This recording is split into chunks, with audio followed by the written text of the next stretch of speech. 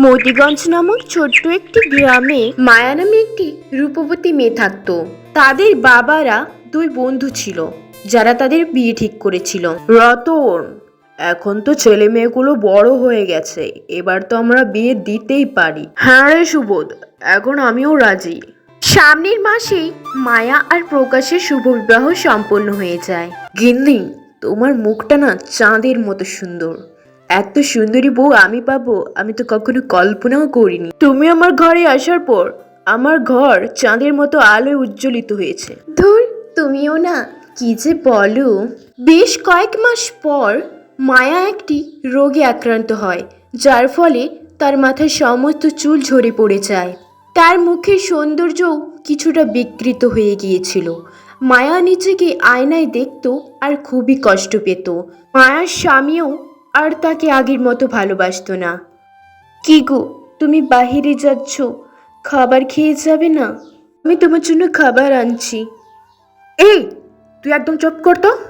তোর মতো মেয়ের হাতে আমি একদমই খাবার খাবো না।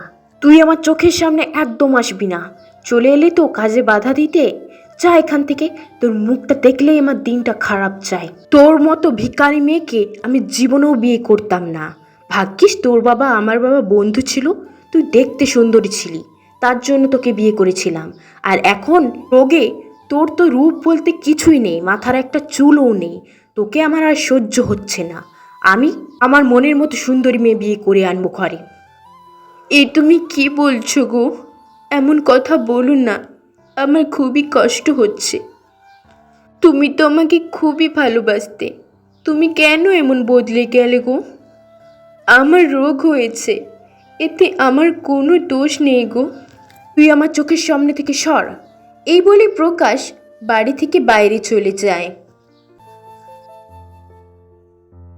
প্রকাশের এসব কথায় মায়া খুবই কষ্ট পায়, তার চোখ দিয়ে অঝরে জল ঝরতে থাকে। এইভাবেই কয়েকদিন কেটে যায়। কয়েকদিন পর প্রকাশ একটি সুন্দরী মেয়েকে বিয়ে করে ঘরে নিয়ে আসে। এইসব দেখে মায়া বলে, তোমার সাথে এই মেয়েটা কে গো? তুমি কি সত্যিই বিয়ে করলে? তুমি কি সত্যিই আমার জন্য একটা সতীন আনলে? তুমি এমনটা করতে পারলে? আমি এবার কোথায় যাব গো? হ্যাঁ, আমি তো তোকে বলেছিলাম আমি বিয়ে করব। তোর মতো অসুন্দর মেয়ের সাথে আমি সারা জীবন কাটাতে পারবো না। তুমি এমনটা করো না গো, আমার তো কেউ নেই তুমি ছাড়া। তুমি যদি আমাকে চলে যেতে বলো, আমি কি করে থাকবো গো? এই সব দিন দেখার আগে আমি মরে গেলাম না কেন? উফ, এই ন্যাকা মেয়েটাকে চুপ করতে বলবে, একেবারে অসহ্য। তুমি যে কি করে একে সহ্য করো, আমার তো একে দেখে গা জ্বলে যাচ্ছে। এই এই, চুপ কর বলছি, কাঁদবি না একদম। ও এখন থেকে আমার স্বামী, তোর কেউ না। তুই এই বাড়ি থেকে দূর হয়ে যা। আমি এখন থেকে এই জমিদার বাড়ির বউ। এখান থেকে বেরিয়ে যা বলছি। আর ওর সাথে একদম কথা বলার চেষ্টা করবি না, ও আমার স্বামী। ওর সাথে তোর কোনো কথা বলার দরকার নেই। যা কথা বলার আমার সাথে বলবি। ভালো কোথায় বেরোবি, নাকি তোকে ঘাড় ধাক্কা দিয়ে বের করে দেব? কোনটা করতে হবে বল। আমার সাথে এমন করো না বোন। আমি ছোটবেলা থেকে মা হারা অভাগিনী। আমার বাবা আমাকে বিয়ে দেওয়ার পর মারা গিয়েছেন। আমাকে তাড়িয়ে দিলে আমি কোথায় যাব? ঠিক আছে ঠিক আছে, তোকে না হয় আমি তাড়াবো না। দুবেলা দুমুঠো খাবার দিতে আমার কোনো অসুবিধে নেই। তার বদলেই তোকে চাকরের মতো বাড়ির সমস্ত কাজ করতে হবে। রহিমার কথা মতো মায়া বাড়ির সমস্ত কাজ করে। বাসনপত্র ধোয়া, ঝাড় দেওয়া, জল আনা, কাপড় কাচা, রান্না বান্না করা, সমস্ত কাজ মায়াকে দিয়ে করায়। হে বিধাতা, আমার কপালে এমন কেন লিখলে? তুমি কেন আমাকে এরকম করে দিলে? আমি কি পাপ করেছিলাম বিধাতা? মায়া পুকুর ঘাটে গিয়ে প্রত্যেক দিন কাঁদত। তার শরীর খারাপ থাকা সত্ত্বেও সে বাড়ির সমস্ত কাজ নিজের হাতে একা করত। এত কাজ করার পরেও রহিমা মায়াকে দুবেলা ভালো করে খেতেও দিত না। কখনো বাসি ভাত খেতে দিত, আর কখনো কখনো দিতও না। মায়া সব সহ্য করে থাকতো। একদিন, হা হা হা হা হা, আমাকে কি সুন্দর লাগছে, পুরো রানীর মতো। আমি তো এখন জমিদারের বউ।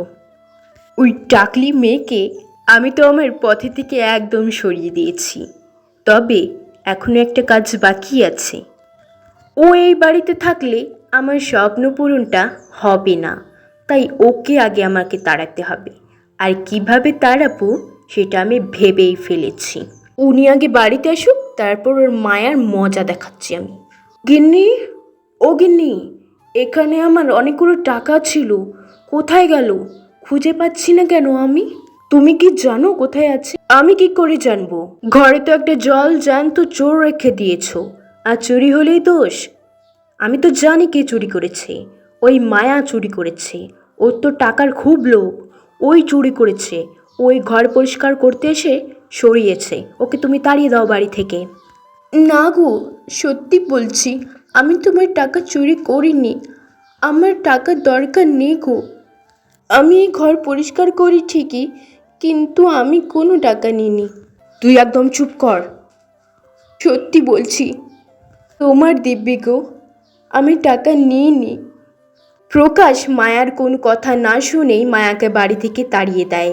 মায়া কাঁদতে কাঁদতে বাড়ি থেকে বের হয়ে আসে, আর একটা গাছের তলায় এসে বসে আর ভাবতে থাকে, এত কষ্ট সহ্য করার থেকে মরে যাওয়াই তো ভালো ছিল আমার। কয়েক ঘন্টা পর প্রকাশ মায়ার কাছে আসে আর মায়াকে এসে বলে, মায়া, তুমি বাড়ি ফিরে চলো। আমি অনেক বড় ভুল করেছি ওই রেহানাকে বিয়ে করে এনে। তুমি বাড়ি ছেড়ে আসার পর রেহানা বলছিল, ওই মায়াকে তো তাড়িয়েছি, এবার তোমার পালা প্রকাশ। আমি হব এই সমস্ত জমিদার বাড়ির মালিক। ও তো চলে গেছে, এবার তোমার খাবারেই বিষ মিশিয়ে তোমাকে মেরে ফেললে তোমার বউ আমি, তোমার সমস্ত সম্পত্তি আমার নামে হয়ে যাবে। হা হা হা হা হা। কতদিন ধরে এই দিনটার জন্য আমি অপেক্ষা করে আছি। তুমি বাড়ি আসো, তারপর তুমি স্বর্গে যাবে। রেহানের এসব কথা প্রকাশ দরজার বাইরে থেকে শুনে নেয়। তারপর প্রকাশ মায়ার কাছে ক্ষমা চায়। মায়া, দয়া করে তুমি আমাকে ক্ষমা করে দাও। আমি অনেক বড় ভুল করে ফেলেছি ওই লোভী মহিলাকে বিয়ে করে। তুমি আমার স্বপ্নের রানী, তুমি আমাকে ক্ষমা করে দাও মায়া, ক্ষমা করে দাও। মায়া তার স্বামীকে ক্ষমা করে দেয় আর জড়িয়ে ধরে।